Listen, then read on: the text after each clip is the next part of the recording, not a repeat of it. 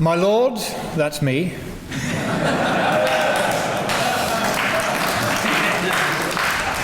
Mr. Chairman, sir, distinguished professors, doctors, and fathers of science, you do this inadequate layman great honor by allowing me to make the closing scientific presentation at this high-level conference on climate change here at London University. Could we have the next slide, please?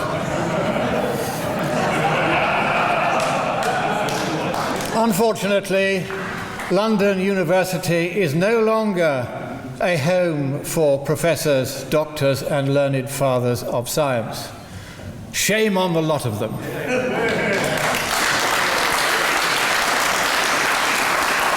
Next slide, please. Now, at the Intergovernmental Panel on Climate Change, for which I, for my sins, was an expert reviewer for their last report, they do not call a spade a spade. That would be too simple. No, they call it a one-person operated, manually controlled, foot-powered implement of simple and robust, yet adequately efficacious lignometallic composition, designated primarily, though by no means exclusively, for utilization on the part of hourly paid operatives deployed in the agricultural, horticultural, or constructional trades or industries, as the case may be, for purposes of carrying out such excavational tasks or duties as may from time to time be designated by supervisory grades as being necessary, desirable, expedient, apposite, or germane with regard to the ongoing furtherance of the task or objective in hand, or on the other hand, underfoot, Secretary General.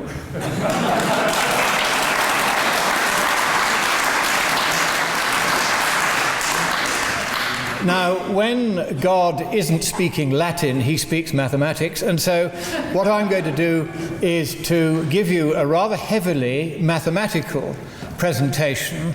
And first of all, I want to have the next slide to show you there has been global warming. And I'm very grateful to Professor M.I. Bhatt of the Indian Geological Survey for kindly communicating to me this important result in climatological thermodynamics. Next slide, please.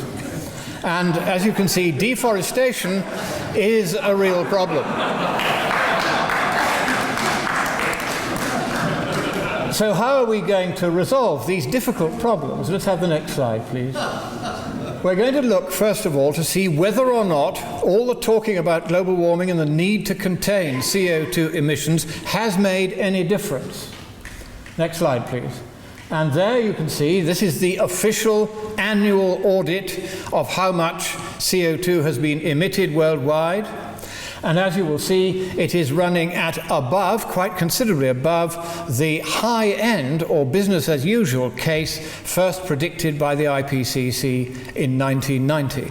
All these conferences, all this talking has made absolutely no difference to the amount of CO2. So if anyone tells you, well, the reason why it isn't warming up very fast is that the CO2 is now under control, just show them this graph. Next slide, please.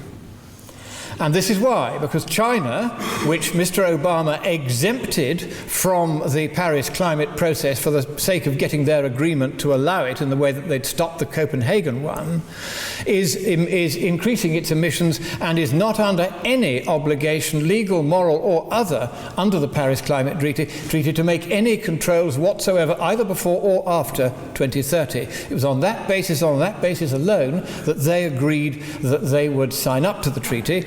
And therefore, the CO2 will continue to rise, regardless of anything we in the West may do. Next slide. Yet global warming, despite the fact that the CO2 is rising above prediction, is below prediction. Next slide. And this is the global warming speedometer, and you'll see there the two satellite records of temperature in green and the various predictions made by the IPCC in its first three assessment reports in pink and red. And as you'll see, there is no correspondence whatsoever between the prediction and the reality. Next slide. And there is an early prediction by Hansen, and as you'll see, the observed data in green there is trending in a direction that is below the very lowest case that he then predicted. Next slide, please. In 1988, he made another prediction, a famous one in front of Congress, and there the black line is observation, and as you will see, his main predictions are the red line. Again, no correspondence between the two. Next slide. And here are the IPCC predictions in 1990 set against the observed outturn on all 5 of the major data sets, 3 terrestrial and 2, the green ones there, which are satellite. Once again, you can see the trend is entirely on all data sets well below the least prediction of the IPCC. Next slide. And you'll see there a comparison done by the RSS controller, Dr. Carl Mears, and he shows there 33 IPCC models in pale green there, and the black line is the global temperature change actually measured by RSS satellites. Once again, no correspondence between the two. Next slide. And the same in our very accident-prone Met Office here, which for years has been forecasting barbecue summers, and if anyone next sees a barbecue summer, can you wake me up? I'm not going to stay awake. Next slide. The CMIP5, these are the latest models, once again against the RSS temperature for the lower troposphere, TLT there. That also is an official slide from RSS. Next slide. And IPCC knows perfectly well that its models and its professors are getting this wrong. Next slide. As you will see, here is an enlargement of a postage stamp-sized corner of one of the graphs in the 5th assessment report of 2013. You can see the 2 coloured lines there, the CMIP3 and CMIP5 model predictions, and the observations are in black. Next slide.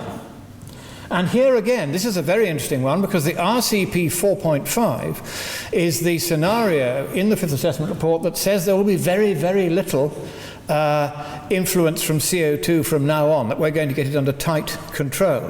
And yet look at the observed temperature change in relation even to that scenario, and once again it's trailing along at the bottom. That is an official IPCC graph. Next slide. And this is a comparison between the predictions made by the IPCC in its 1990 first report, which you'll see in red, and the 5th report, which you'll see in green, which I got at, because they were trying to make exaggerated predictions of medium-term warming. I said, this will not do, you're going to get caught out if you stick with that, you've got to bring them down. So they did, and they barely overlap now with the previous predictions, and as you can see, the actual trend in global temperature is well below those previous predictions. Next slide. Now, the question I'm addressing in this particular presentation is, Houston, they've got a problem. Why did their predictions go wrong? Why, in particular, did the climate muddles, as I call them, predict more warming than has happened? Why did they get it wrong? Next slide. Now, this is the official climate sensitivity equation. And I show it to you in this form because this is derivable in this form from the documents of the IPCC. It is the official equation by which you determine how much warming you get per doubling of CO2 concentration at equilibrium. You'll see there the values for the radiative forcing from CO2, 3.708 watts per square metre per doubling of CO2. You'll see the climate sensitivity parameter, lambda 0, which has a value of 3.2 to the minus 1, or about 0.313 Kelvin per watt per square metre. And then you'll see the only other input to this equation is the feedback sum, C there in blue at the right, which we're going to look at on the next slide, please. And there you'll see the values for the feedback sum, which are derived from various models in AR4, which is the previous assessment report of 2007 in grey at the bottom there, and AR5 in glorious Technicolor at the top, and the values I've separated out so that you can see them, and we'll use those as inputs to that simple equation, which will allow us to treat the models as though they were a black box. And we have the equation that is our meter for measuring what they are saying officially is put into that box, and then we make sure that what we get out is what they say they'll get out. So we're going to calibrate that equation I've just shown you. Let's go to the next slide. Here again are the various values summarized, and I've added at the bottom the CMIP3 models for the 2007 assessment report. They were predicting 3.26 Kelvin of global warming with upper and lower bounds 2.2 and 4.4 Kelvin respectively. CMIP5, 3.2 and 2.1 and 4.7. Next slide. And now we're going to calibrate that equation by using those inputs I've just shown you, the feedbacks along with the climate sensitivity parameter and the radiative forcing, to see whether we can get out those published sensitivities. And sure enough, we can, both for CMIP3 at the top and for CMIP5 at the bottom. The only real irregularity you'll see is that their central estimates seem a little bit on the high side, and that is the first indication that they're doing something wrong by their own lights. And I'm going to show you what that is, because it's the first of a concatenated series of errors by which they have ended up, whether accidentally or deliberately, it's not for me to say, greatly exaggerating climate sensitivity. Next slide. What we're going to do is look at these errors each in turn. The first one is the exaggeration of the central estimate. And here is just a bit of background. The variance of global mean surface temperature, either side of the 810,000-year period mean, derived from the ice cores in Antarctica by the official paper that integrates those results, which was Genocidal et al. 2007, is just 3.3 Celsius either side of that period mean. It's a very small movement, notwithstanding all the huge changings in forcings and astronomical circumstances and meteorites and heaven knows what else that will have happened over that time. The temperature of the planet is near perfectly thermostatic. Yes, you can get ice ages at the bottom end of that range, you can get hothouse Earth at the top end. And we're somewhere in between, more towards the top end already as it happens.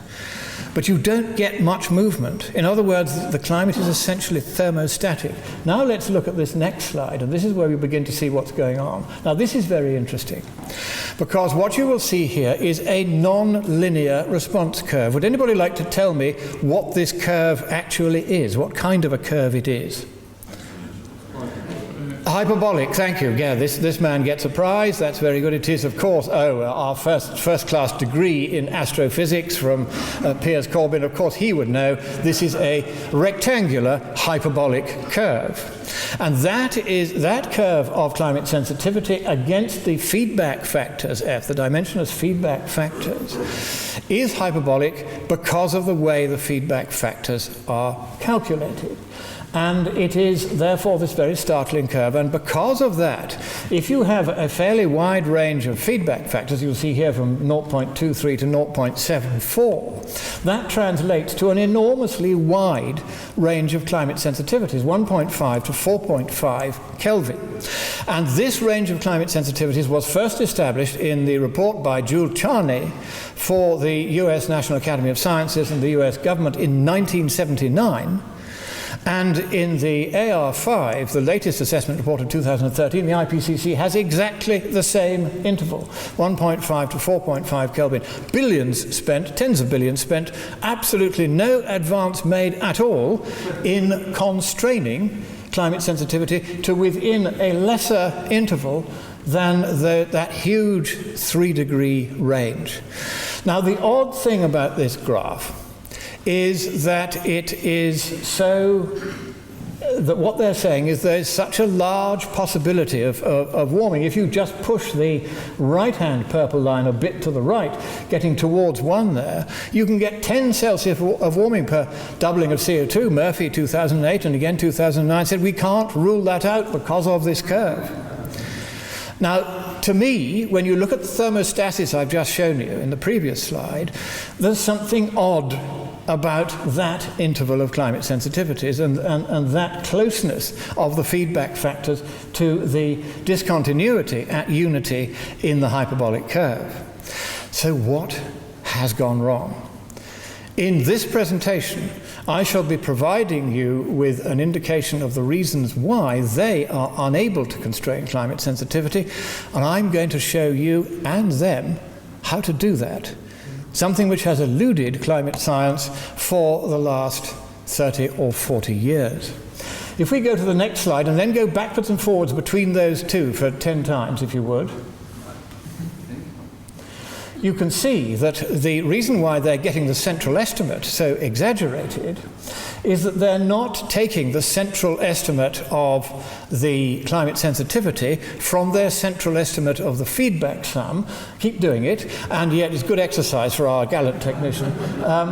And what happens is that because they have this very wide interval of feedback sums, what they should do, because it's the wide interval of feedback sums that leads to the wide interval of climate sensitivity, they should choose as their central estimate of climate sensitivity a central estimate calculated from the feedback sum. Stop it there. And there is the correct position, and it should, if they were right about the rest of it, be 2.2 Kelvin and not the 3 or 3.2 Kelvin that the current models are predicting. So if you take the 3.2 they're predicting, divide it by the 2.22 that is right, already that's a 44.1% exaggeration of the central estimate, just because they don't understand the characteristics of a rectangular hyperbolic curve, as well as Piers-Corbin does. Next slide, please. And thank you, sir, for that gallant job of animating my slides. Give him a round of applause. He's been a very good technician.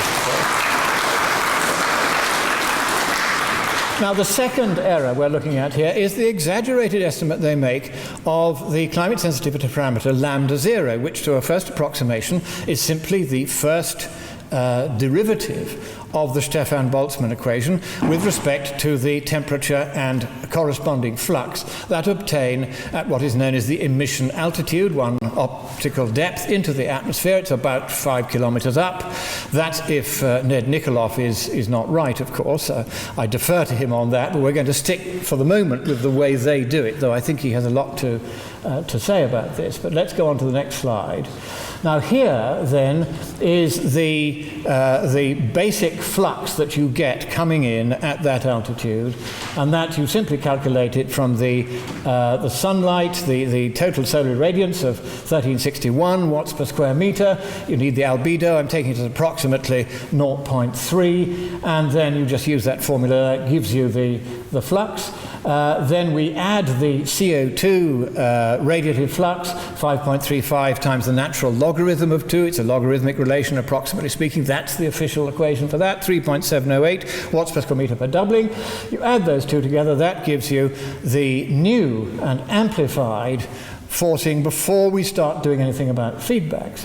Now, in order to do something about feedbacks, we need to have a parameter that relates the feedbacks to a temperature change. And we do that with looking, first of all, we see that the temperature at the characteristic emission levels is about 255 Kelvin, and likewise the temperature after you've added the 3.7 watts per meter goes up to about 2.6 Kelvin, so it's 256 Kelvin, about 1 Kelvin above. You see 0.985. They say that it's 0.312 times 3.708. Where do they get this 0.312 from? What they do is, instead of taking the flux and temperature at the same altitude, because that's where they are properly related, they say, why don't we take the flux from 5 kilometers up in the atmosphere and compare it with the temperature at the hard deck surface where we live and move and have our being, 5 kilometers down here.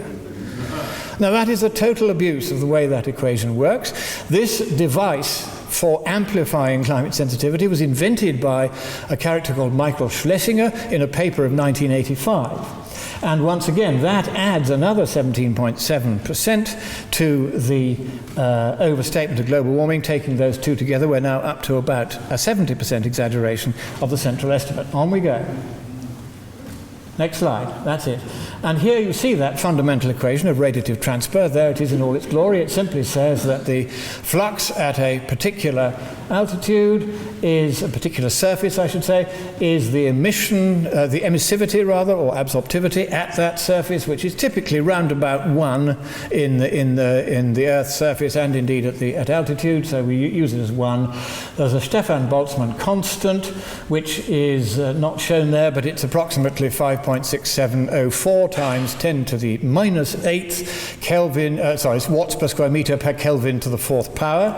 And that's the constant derived originally by Joseph Stefan, the only Slovene after whom an equation has been named. It was proved 15 years later, this is all late last century, the 19th century, by his Austrian pupil Ludwig Boltzmann, who later went on to commit suicide because he couldn't convince the world that atoms existed.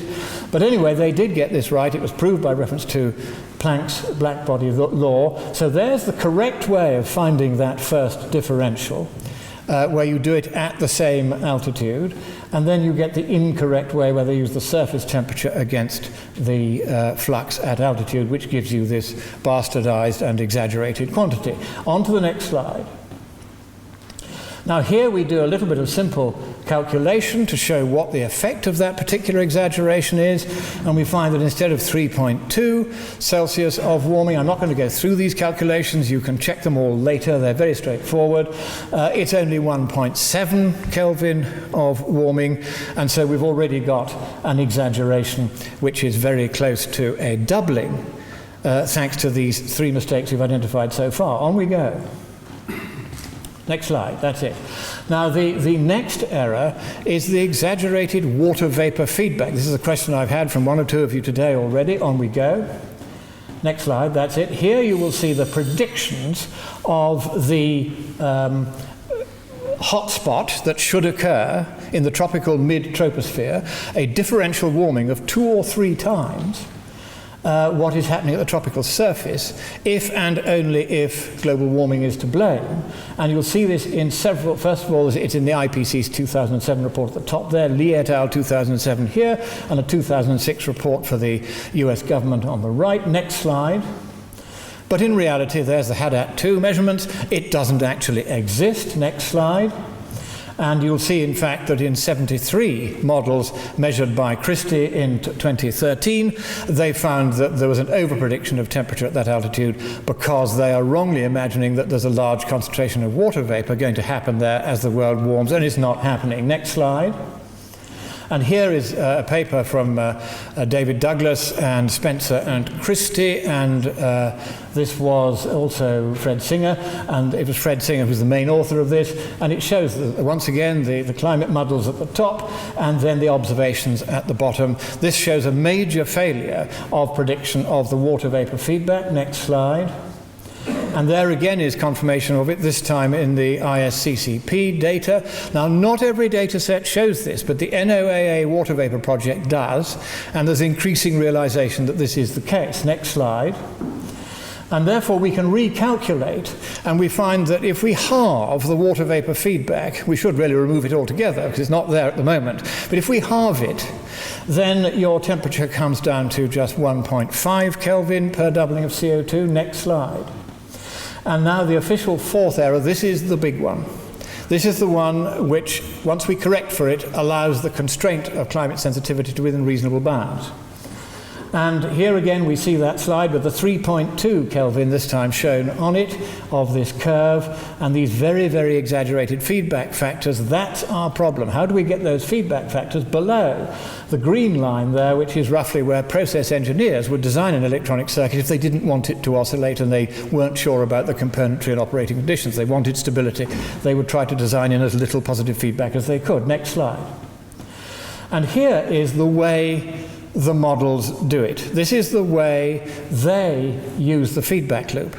And you'll notice that the inputs are the changes in temperature. The initial change in temperature is the input. If there's no feedback, then that's the output. But then if it's the input and there is a feedback loop, then you take that feedback, you multiply it by the output, and that gives you the additional input, which is summed with the original input, and that gives you your final sensitivity. Next slide. Here is how they should do it. They should do it, first of all, not using temperatures, but using fluxes, because that's what's driving all this. Secondly, if you are to implement correctly the equations of feedback, which are derived from electronic circuitry, specifically from Bode 1945, where Hansen 1984 and Schlesinger 1985 got them from, then you have to use the absolute value of the flux when you start, before you do any amplification, and you must not just use the delta as your input. This is a very big error on their part. It's a total misunderstanding of how feedback calculations are done. This is built in now to every climate model. And then the amplifier is your direct forcing from CO2. And then with your feedback loop, that is amplified again in turn, and you get the final output. Next slide. We're now going to look at how you determined, when you've got your initial flux, F0 there, what is the factor that you multiply it by in order to get the final flux at the other end, from which you can determine via the Stefan-Boltzmann equation what your climate sensitivity is. Well, there it is, and you will see here how it's derived. You have by definition two simultaneous equations joined by the logical operator for conjunction at the top there, and from that you can eliminate F1 from both equations. That then gives you F equals F0 times mu, which is the amplification factor from the direct forcing, times divided by 1 over mu times beta, which is the transmission characteristic or amplification factor in the feedback circuit. And you can compare that with the way that they do it there. It superficially looks the same, but actually it's very difficult because they're doing it with deltas and we're doing it with the absolutes. Next slide. So here are the correct figures plugged in. And what you'll see, to your horror, is that exactly the same answer comes out at the bottom. So where is this error? It's still a delta T of 1.5 Kelvin, just as we saw before. But look at the transmission characteristic. Instead of the 0.625, way up towards that discontinuity at 1, we have just 0.008310. It's below the 0.01, which is the ideal maximum limit for stability. Exactly as I would have expected when I first raised this problem. There is your answer. That comes right down. But if it doesn't make any difference to the final calculation of climate sensitivity, why does this matter? Well, in one respect, it does matter. Because if you were to use this equation to try to calculate down what the values of beta would be from the limits that are given of climate sensitivity in the published journals, in the CMIP5, CMIP3 or IPCC reports, you're going to get a far greater variance in the value of beta than you would get if you did it a different way. Can we go, no, just where you were before, back to where we were before, that's it. Here you see the translation equations between the functions that you will find in Bode 1945, chapter 3, that's mu beta, which is the equivalent of F, the feedback factor used in the climate. You'll see how you calculate the one from the other, the same with mu and the same with beta individually. There are the values, again, this very low value for mu beta, which is the equivalent of F. That's way, way, way down on that curve. Now, this is how it starts to matter. Next slide.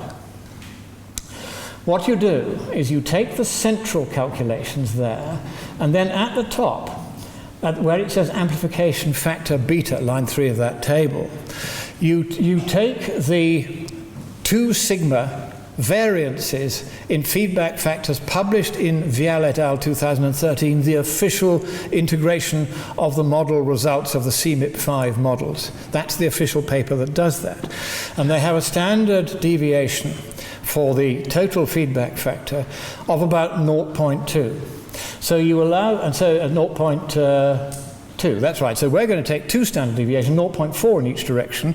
You calculate beta by taking the central value and going 0.4 down or 0.4 up, and then you run the calculations through. And look what happens to climate sensitivity. The interval is now 1.3, 1.5, 1.7. Only 0.2 Celsius rather than 1.5 Celsius either side of the central estimate. Next slide, please. We're near the end now, and thank you for your indulgence, Mr. Chairman. There is one more error we need to look at, and this one I'm grateful to Will Happer for. Next slide. Here are the equations for line shapes to work out just how much your forcing is actually going to be. And these are the equations they use, sometimes with various kludges attached to them in the models. As you will see, the one startling thing about these equations is there is no provision for any time delay in the excitation and de-excitation collisions of the photons with the CO2 molecules that set up the resonance in one of the vibrational modes and give you the heat.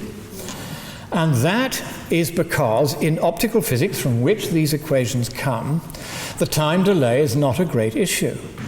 In climate science, however, as Will Happer pointed out in a distinguished paper to the World Federation of Scientists this time last year, if you assume, as the models do, instantaneity in those equations, when in fact there is a delay of a few picoseconds in the excitation and de-excitation, you in effect overstate climate sensitivity by 40%, because you're overstating the radiative forcing by 40%. Next slide, please.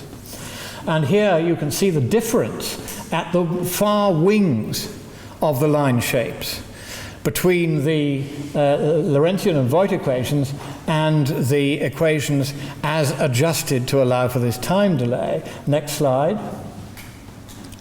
And that brings climate sensitivity down again using the Happer sensitivity factor there. We divide the previous final sensitivity by 1.4 to allow for his factor, and then you get your final sensitivity for this program, and you can see the exaggeration factors there. They've nearly tripled the central estimate and considerably more than tripled the high-end estimate of sensitivity. Next slide. The bottom line then is that climate sensitivity is, next slide, is roughly that. That is using their own arguments. I don't tell you that that figure is right. I suspect it's even less than this, actually. But using their own arguments, correcting for those 4 errors that I have identified for you, that is how far climate sensitivity comes down. And all of those errors are undeniable. They can't say this is a misinterpretation, or you're looking at it one way and we're looking at it another. These are frank scientific errors in the quantification and determination of climate sensitivity. Next slide. The moral question, which the Reverend Philip Foster very rightly raised, I want to end very briefly with this. Next slide. This is what happens even in the West if you have very heavy taxes on energy. And this is Labour compared with the previous Liberal government in Australia a few years ago, done by a Liberal senator, so there may be a political angle to this, I wouldn't deny it, but nevertheless you can see what happens if you start putting these huge subsidies onto so-called green energy and then making the poor pay from them. It's a poll tax on the poor. Next slide. As you can see, there is a very good correlation between life expectancy in years versus CO2 emissions country by country. And if we look at the next slide, you will see that the child mortality per 1,000 born versus CO2 emissions, that goes the other way. So CO2 emissions are good for bringing poverty down, a point that Philip was adumbrating there. Next slide. And here is Africa's energy cycle. The energy source is timber, carried on the backs of the people, burnt in smoke-filled huts. And a UN report that came out just last year estimates that 2 million people a year die just from the smoke in those huts because they haven't got the facility to put the coal, which is abundant in Africa, into coal-fired power stations, generate the electricity cleanly that way, and then have power without having this agonizing energy cycle they have now. And altogether, I suspect it's something like a Holocaust every year. 6 million people are dying out of the 1.2 billion who don't have electricity, because we are faffing around worrying about global warming, which I now declare a scare that is over. These errors are undeniable that they have made. There is no way back from this moment. You were here when it was finally exposed. Next slide. These are the people to whom we owe an obligation to get our science right. Because if we get it wrong, they die. And if there is one purpose in this conference, it is that we have the moral sense that whatever it costs us in reputation, as our reputations are trashed by those who will not do the mathematics and will not do the science and will only follow the party line, it is we who stand up here and say we will not be moved, we will not have our free speech taken away, we will do our free scientific inquiry, we will draw what I believe are the correct conclusions, and we will present those conclusions to the world, and that will be the end of that. Thank you.